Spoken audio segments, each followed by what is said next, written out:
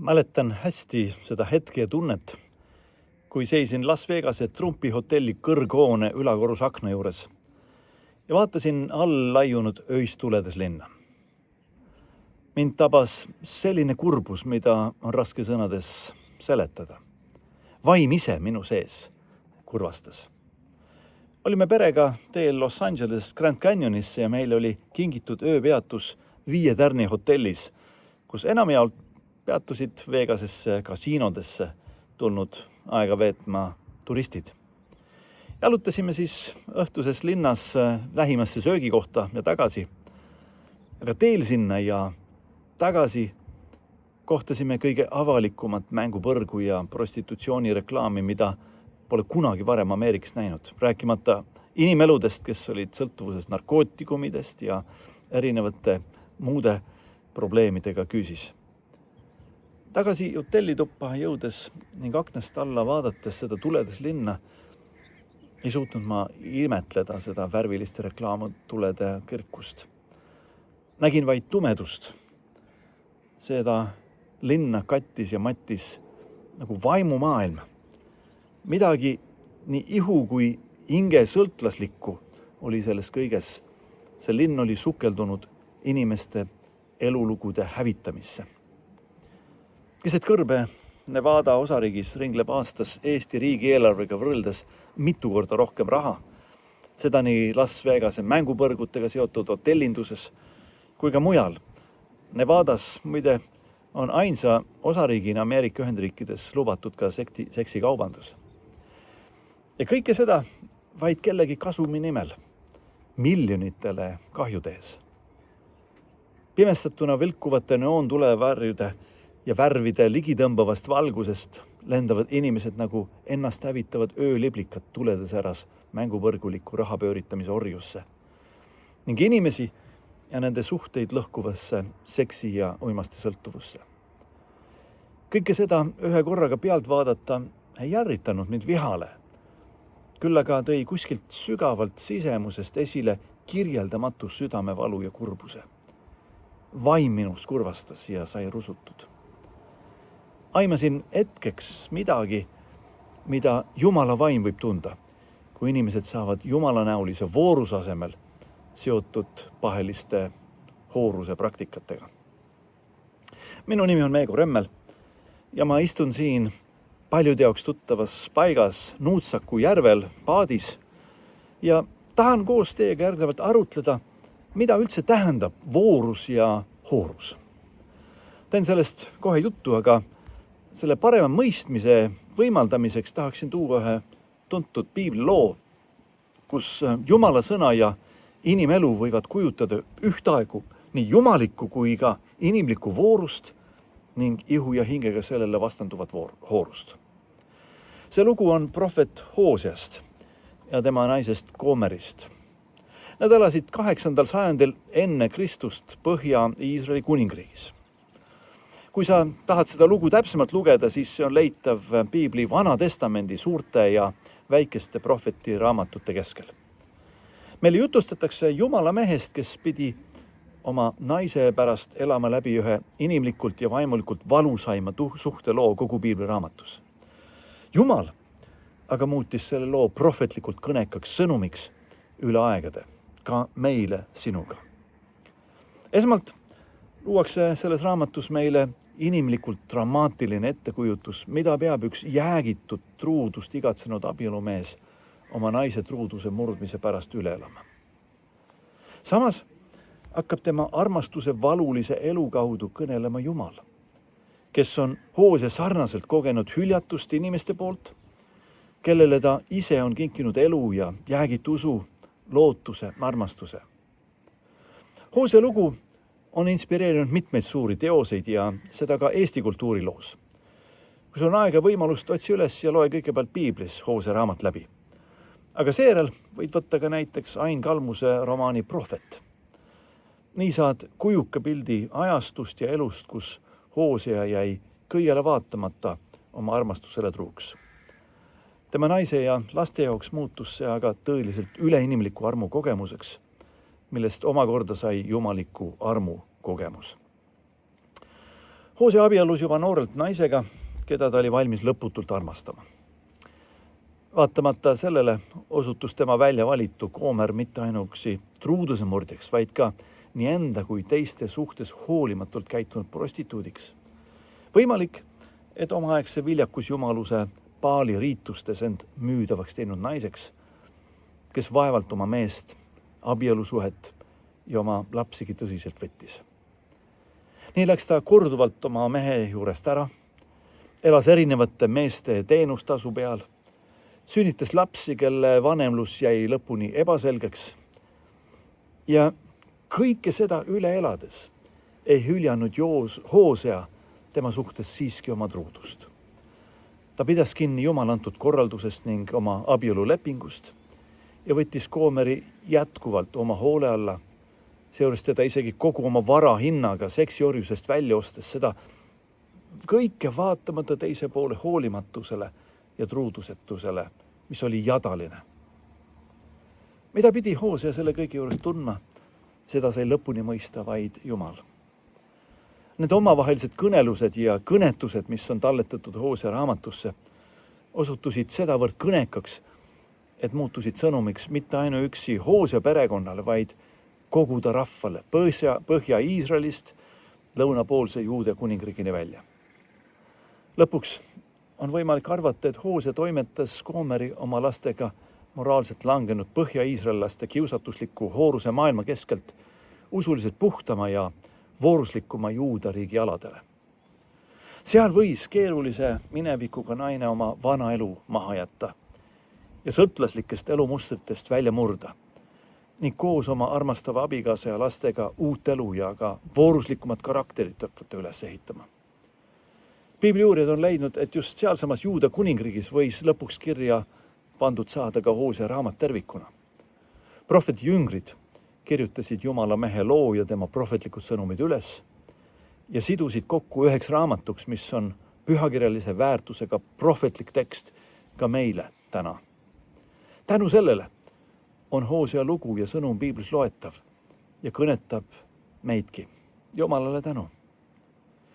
Kui nüüd kogu seda lugu meie tänase küsimuse vaatenurgast üldistada, et mida siis tähendab voorus ja hoorus, võime Koomerit iseloomustada ja Hooseat iseloomustada natuke nagu kujundlike tegelastena, tüpoloogiliste persoonidena, kus Hoosea kehastab voorust ja Koomer hoorust. Mõlemad mõisted kirjeldavad eetilises tähenduses mitte niivõrd tegu või teguviisi, kuivõrd teatud isikuomaduste kompleksi. Ja see kompleks ühel või teisel viisil teeb inimese võimeliseks mingil moel mõtlema, tundma, tahtma, otsustama, teotsema, kõnelema, vakatuma, palvetama, suhtlema. See isikuomaduste kompleks, olgu voorusena või hoorusena, ei sünni aga üleöö, vaid vastupidi, kujuneb välja pikema aja jooksul läbi inimkarakteri arenguloo. Ja tavaliselt kujuneb see välja mingisuguste harjumuseks saanud mõttemaailma ja meelelaadi, suhete ja suhtumiste, spiritualiteedi ja käitumismustrite ja seeläbi nagu eeldustest eeldunud iseloomujoontega ja selle väljakujunemisega. Nii omandanud Hoosea oma vooruslikkust ega Koomer ka hooruslikkust sünnipäraselt. Jah, mõlemal võis olla küll mingisuguseid eeldusi ühes või teises suunas, olgu pärilikke või keskkondlikke, ent nende tegelikustumine sõltus siiski mõlema elulugu mõjutanud teguritest, olgu sisemistest või välistest ning nendega kaasnenud otsuse ja valikuprotsessidest. Samamoodi oleme meie sinuga sündinud erisuguste sisemiste, välimiste võimaluste maailma, ent see, kelleks me lõpuks kujuneme, ei ole geneetiliselt ega ka sotsiaalselt determineeritud. Nii on meil kõigile näiteks kaasa sündinud kõnevõime. See tähendab potentsiaali õppida mõistma ja rääkima mis tahes keelt. Ent emakeel ja keelemurrak, milles kas või näiteks saarlased ennast väljendavad, pole ju nende pärilik eripära, vaid see sõltub sellest, millist hääldust on nad lapsest peale Saaremaal enda ümber kuulnud ja kuidas nad selle järgi on rääkima õppinud. Voorus oli keskne mõiste antiikses filosoofilises eetikas ning samamoodi ka varakristlikus ja keskaegses moraalideoloogias. Aquino Toomas näiteks ütleb, et voorus ladina keeles virtus, mis tähendab mehelikkus, täitsa meest, tuleneb sõnast vir ehk mees, on tema jaoks habitus operatiivus bonus ehk siis meie maakeeli hea püsiv iseloomuomadus või hoiak, mis suunab inimest õigesti tegutsema. Valgustusajastul ja modernistlikus maailmas jäi vooruseetiline elukäsitlus printsipiaalse argumenteerimise varju.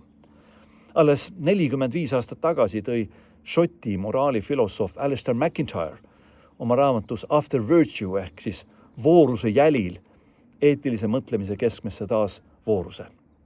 Ta kirjutas, ma tsiteerin: narratiivi vorm, milles on inimelu kehastunud, on andnud subjektile ülesande, mille täitmisel saavutatakse iseäralik inimhäädus. Tee selle ülesande lahendamise poole on aga palistatud mitmesuguse seesmise ja välise kurjusega. Voorused on seesugused loomujooned, mis võimaldavad kurjust võita, ülesande täita, rännaku lõpule viia. Hoose elulugu on taolise vooruseetilise narratiivi lahti mõtestamisel kujukas näide. Elulooline ja prohvetlik ülesanne, mille Jumal Hoosele usaldas, eeldas kurjuse võitmist heaga, truuduse murdmise ületamist läbi armastuse, oma maise hoorusest vabanemise, selle eest võitlemist tänu abielu truudusele pühendunud mehe voorusele.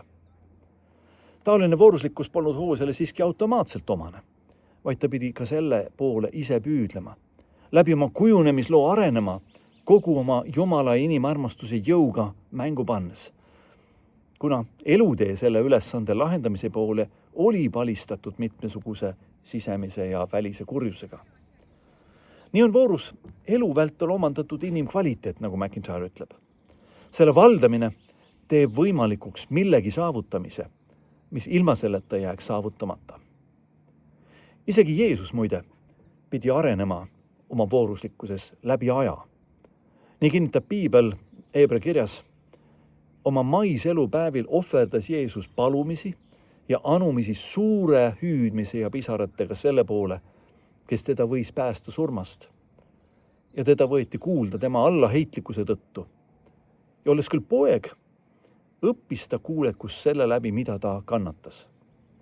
Ja kui ta oli saanud täiuslikuks, sai ta igavese pääste toojaks kõigile.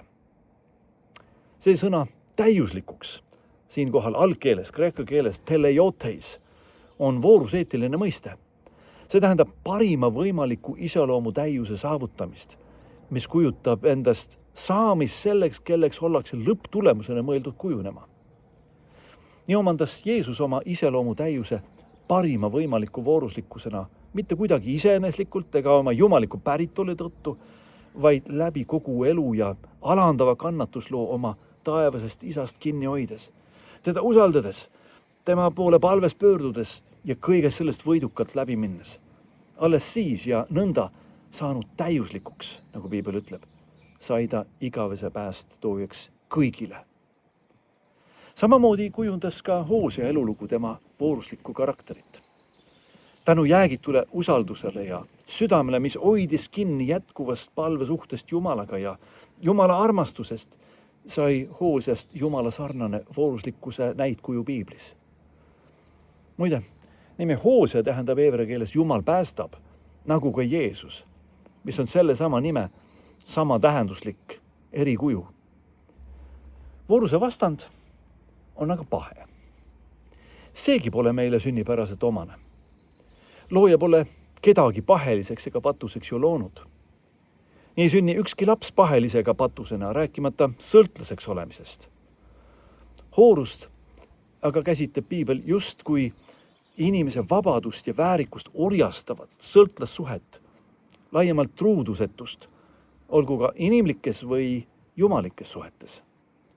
Nii on vanatestamentlikes heebrea keele tekstidest ja samuti uuetestamentlikes kreekakeelses tekstis see sõna väga laia tähendusega, olgu siis heebrea zana või kreeka porneia. kõige kitsamas mõttes väljendab siis see porneia, see hoorus, mis tahes seksuaalset suhet väljaspool mehe ja naise vahelist abielu. Nii algab ka Jeesus porneia käsitlus sellest, et juba seksuaalselt himustav silmavaade võib muutuda porneiaks, täna ütleme pornoks. Ja see tuleneb inimese sisemaailmast juurdunud truudusetust vaimulaadist. See lahutab, see muudab juba inimese tegelikult teissuguseks. Ka porno mõiste tulebki siis kreeka keeles porneia. Pornolikud mõtte, kujutlus ja käitumismustrid orjastavad inimest ajas ja ruumis ning teevad seda nii väliste mõjutajate kui ka seesmiste valikute pingeväljal. Sotsiaalmeedia algoritmid täna iseenesest ju veel ei määra, mida keda veebis vaadatakse, jälgitakse, järgitakse ning kelleks selle läbi kujunetakse. Küll aga reageerivad algoritmid inimese tehtud valikutele ja teevad kõik, et valitaks jälle uuesti ja uuesti neid samu asju. Need võivad pahed omandada inimelu üle kontrolli, eriti stressirohketel aegadel ja sisepinge väljadel teoks tehtud valede valikute tulemusena. Ja sõltuvusuurijad ja sõltlaste abistajad leiavadki, et sõltuvus on tavaliselt just nimelt stressi maandamise meetod, mis on võtnud inimese oma meelevalda.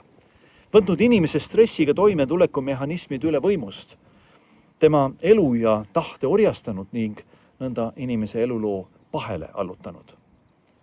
Midagi sellist võis olla juhtunud ka Koomeriga. Piibel meile tema taustalugu otseselt ei jutusta. Ain Kalmus toob oma romaanis Hosea Koomeri armastusloost esile ühe võimaliku versiooni selle noore naise elu katkisest minevikust. Ning selle foonil abitult pahelist algoritmide ringlusse kinnijäämisest, kust välja rabelda tal enam kuidagi ei õnnestunud. Nii jäi ta endale alla ning jõudis kergema vastupanu teed minnes ühtaegu vaimse ja füüsilise sõltuvuseni, kaotades iseenda ja ka oma suhte elava Jumalaga. Piibel ütlebki, ärgu kiusatav öelgu, Jumal kiusab mind. Sest Jumalat ei saa kiusata kurjaga, tema ise ei kiusa kedagi. Pigem on nii, et igaüht kiusab ta enese himu, ahvatledes ja peibutades.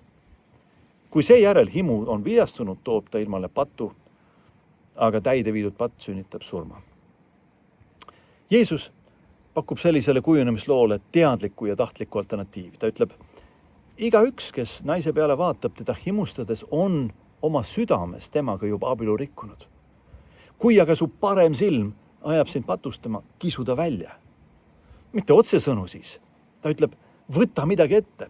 Ära lase porneia probleemi muutuda selliseks truudusetuse praktiseerimiseks, kus vaimuelu ja inimsuhete dünaamika lõpuks on häiritud, kus ihu ja hingega inimene tahe endale allutatakse, sõltuvuseks muudetakse, krooniliseks haiguseks saab ja lõpuks muutub ühiskonnas maad võitvaks seksuaalseks pandeemiaks, inimlikku truudusetust kehastava porneia kultuuri ja seksitööstuse omapoolseks toetamiseks ka. Kisuta välja, ütleb Jeesus. Sellest, kuidas sa inimesi vaatad, kohtled, hindad, mõjutad. Ära flirdi iseenda ega teiste seksuaalsusega. Looja on meid loonud mitte kellegi vahendiks, vaid eesmärgiks iseeneses. Ta on meid jäägitult armastav looja. Ta on nagu taevane isa, nagu ema, kes armastab meid lihtsalt sellepärast, et me oleme. Ja oleme ka loodud meheks ja naiseks alatiseks, mitte ajutiseks mõeldud suhetes. Jäägitult teineteisele anduvas armastuses, mitte teist ära kasutavas armuelus. Kõik suhted aga ei alga, ei välta ega päädi siiski Jumala ideaali järgi. Ka Hosea raamat ei alga kahe noore ja kena inimese muinasjutulise armastuslooga ega nende romantilise suhte sümboliseerimisega. Kogu nende lugu on algusest peale kildudeks puruneva armastuse draama. Hosea naib naise, kes on truudusetu. Samas ei ole Koomar pelgalt prostituut. Ta kehastab elu, kelle loomus on juba loobunud looja loodud loomuliku abielusuhte ja perekonna loomisest ja hoidmisest. Tema elu ei püsi koos. Ta hakkab Hosea jaoks tegelikult kehastama hooruse selle kõige sügavama tähendust. Koomeri hoorus tähendab palju enamat kui üks eksitee seksuaalmoraalis. Koomer muutub omaaegse truudusetu ühiskonna sisemise lagunemise kehastajaks nii inimelus kui ka Jumala suhtes. Kuulge issandast sõna, Iisraeli lapsed, hüüab Hoosea prohvetlikult, kui tema skandaalne abielukriis on kõigi kollaste lehtede kuulujuttude number 1. Ta ütleb, sest issandal on maa elanikega riid. Sellepärast, et maal ei ole tõsidust, armastust ega ka mitte Jumala tundmist. Sajatatakse ja valetatakse, tapetakse ja varastatakse, rikutakse abielu ja murtakse sisse ning veresüü järgneb veresüüle. Sellepärast leinab maa ja kiratsevad kõik, kes seal elavad. Ei ole ustavust, ei armastust, ei Jumala tundmist maal. Hoose kirjutab sellest oma raamatu 4. peatüki alguses. Hoose osutab siis omaenda õnnetu armastusloo näitel avalikult tõsiasjale, et ühe abielu poole hoorus võib tegelikult puudutada väga valusalt mitte ainuüksi teda, tema abikaasat või perekonnaelu, vaid kogu ühiskonda.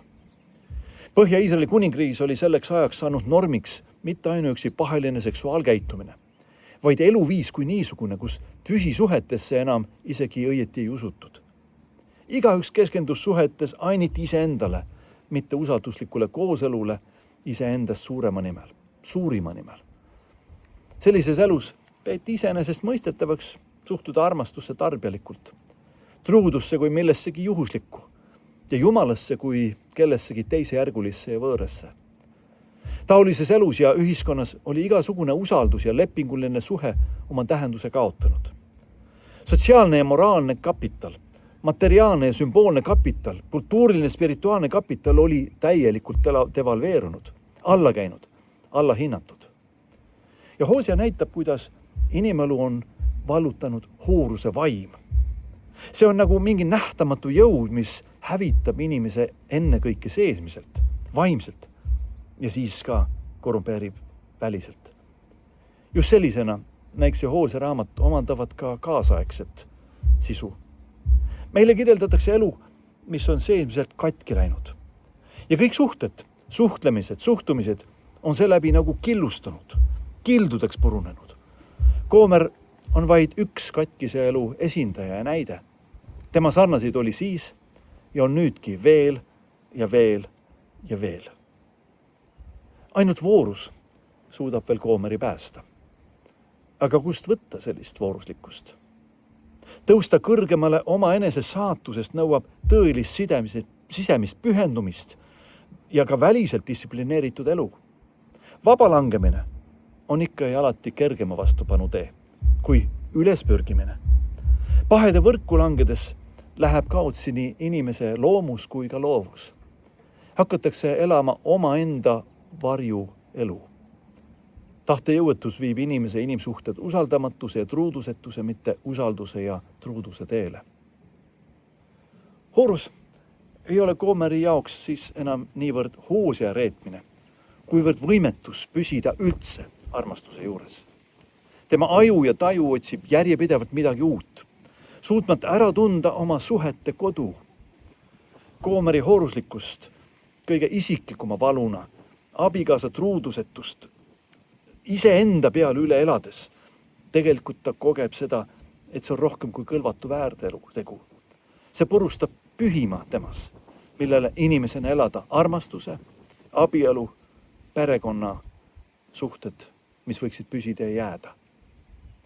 Ainus, mis Hoosele jääb, on Jumala kõrgumine üle usaldusväärse ja üle kõige ja kõigi. Temast lähtuvalt hoiab Hoosea ikka oma vooruslikkusest kinni. Ja kui me loeme Hoosea raamatut edasi, jõuame 11. peatükini, kus toimub midagi täiesti ootamatut. Temani jõuab Jumala enese valukogemus. Ja selle valukogemus on põhjustanud inimese kui niisuguse truudusetus Jumala suhtes. Ja siis ütleb Jumal korraga selles peatükis: mu süda muutub mu sees. Ühtlasi ärkab mu halastus. Ma ei tee teoks oma tulist viha, sest ma olen Jumal, aga mitte inimene.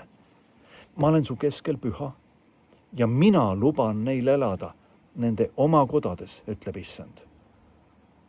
Hoosea saab korraga aru, et reedetud Jumal ei osutu külmaks kohtumõistjaks ega karistust hauduvaks kättemaksjaks patuse inimese suhtes, vaid Jumal on seesmiselt murdunud armastus. Ta on valmis inimese päästmise nimel omalt poolt kõik võimalikku tegema, isegi ennast ohverdades. Ja just nii ületabki jumalik voorus inimliku hooruse. Jumal ei pea selleks moraalselt punnitama.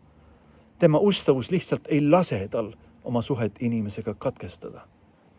Jumala inimarmastus ei pööra patusele inimese selga, ei jäta teda pattude pärast maha, vaid osutab alastust, mis on ennastandev armutegu.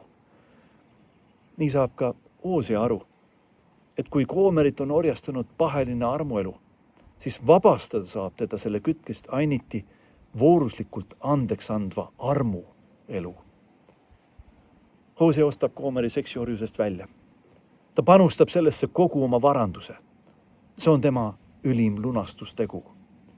Ta ei andesta eemalt, vaid kehastab seda kõigega lähimas võimalikkuses. Ta maksab kogu hinna, kogu südamest. Ta toob tagasi koju selle, kes on ennast täielikult kaotanud. Ta pühendub sellele, kelles pole olnud pühendumise raasugi. Tema voorus kõrgub üle abikaasa hooruse. Nagu kõrgub Jumala armastus ja truudus üle inimese armutu truudusetuse. See ei tulene emotsioonist, vaid otsusest. Otsusest jääda armastajaks, jääda truuks, isegi siis, kui tema armastus ja truudus ei ole pälvinud vastu armastust ja truudust. Nii vastanduvadki hoorus ja voorus. Mitte lihtsalt moraalsete kategooriatena, vaid kahe vastandliku olemisviisina.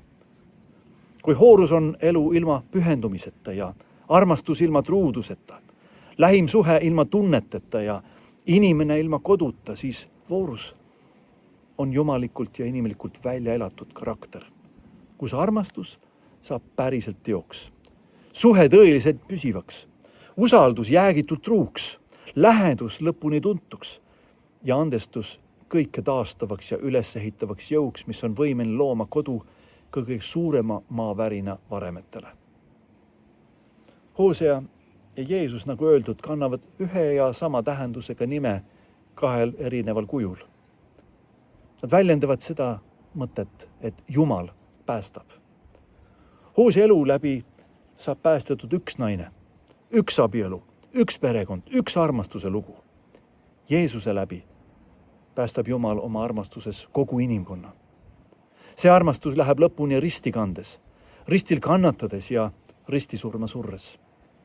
Kui Hoosea ostab Goomeri välja ja toob tagasi koju, siis on see kõigile teistele prohvetlikuks märgiks ja ettekuulutuseks, et ühel päeval teeb Jeesus teoks lunastava päästetöö meie kõigi heaks, ka sinu jaoks, minu jaoks. Ainult, et meie lunastuse eest ei maksta rahaga, vaid Jeesus maksab meie eest iseendaga. Miks ta seda teeb? Sest Kristuse vooruslikkus kätkeb jäägitud armastust. Armastust, mis on valmis võtma inimelu kogu selle rikutuses ja raskuses enda kanda. See ei ole eetikateooria. See on vooruseetiliselt üle aegade püsisuhte nimel elav armastus.